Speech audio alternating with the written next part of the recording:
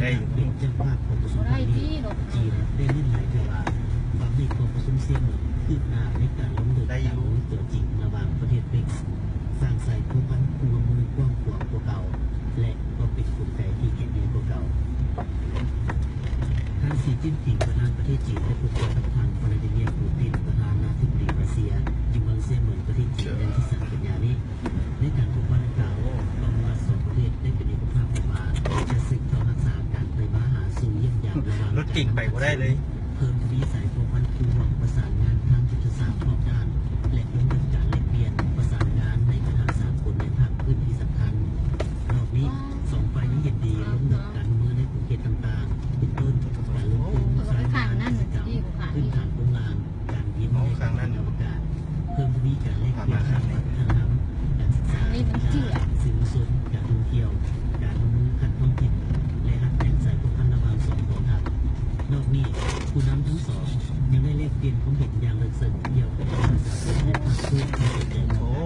ทั้งตัวเอกภาพที่ลึกเป้าหมายการจับมือเพื่ออยู่และเปลี่ยนภาษางานอย่างแน่นแฟ้นเพื่อสถานการณ์ล่าสุดที่ผันแปรจากการทดลองนิวเคลียร์ครั้งใหม่ของสาธารณรัฐประชาชนวิสาหกิจแต่เกิดลูกกลางทางแน่เลยกองประชุมที่ปรึกษาหรืออุตสาหกรรมการค้าประเทศจีน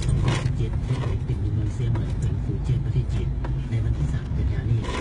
โดยท่านสีจิ้นผิงประธานประเทศจีนได้เข้าร่วมและกล่าวถึง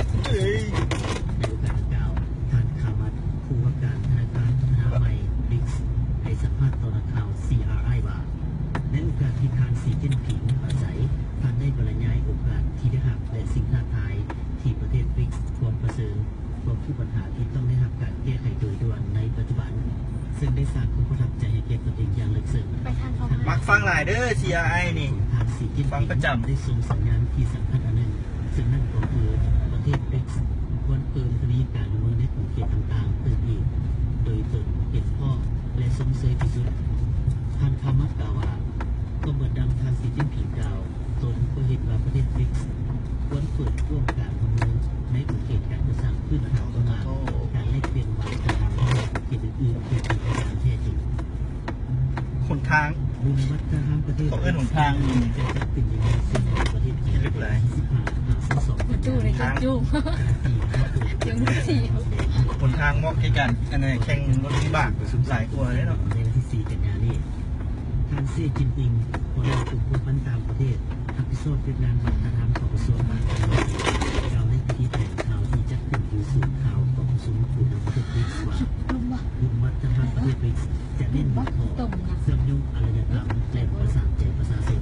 โดยจะเป็นศิลปินของประเทศบริกส์210 ประธานความแสดงอยู่หัวข้ออยู่กลางแจ้งขณะเดียวกันก็จะมีการบรรยายของมหาอาจารย์ศิลปะงานวางแสดงหัวข้อเฉพาะ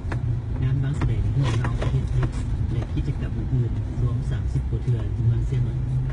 นอกนี้ทุกเล่าเรื่องเวลาไปใส่แล้วที่ไทยทำโดยนายประเทศบริกส์เป็นคณะอีกด้านยัดสายบุญทั่วโลกในใบนี้เพื่อให้ผู้ชมทั่วโลกได้เห็นที่ความประเพณีวัฒนธรรมและการหันเปลี่ยนชีวิตการเป็นอยู่ของประชาชนภายประเทศบริกส์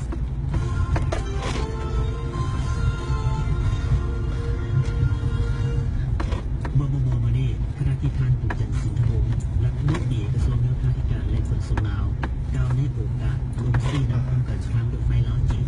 ของบริษัทBCS CPC โดยได้ส่งเสริมความคืบหน้าคุณภาพและความปลอดภัยของรถไฟดังกล่าวนักวิชาการและกรรมกรจีนเห็นได้ไว้หลายและเห็นว่าการคุ้มครองสถานที่ก่อสร้างก็ได้ตามมาตรฐาน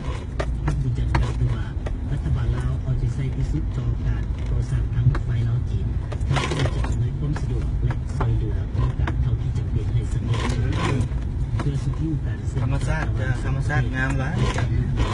สองข้างทางอยู่ดีกันก่อสร้างร่วมกันและสงสัยร่วมกันก่อนหน้าที่บริษัทสถาบันวิจัยยุทธว่าจำเป็นว่าต้องมาเด้อทางนี้มันอันตรายหลาย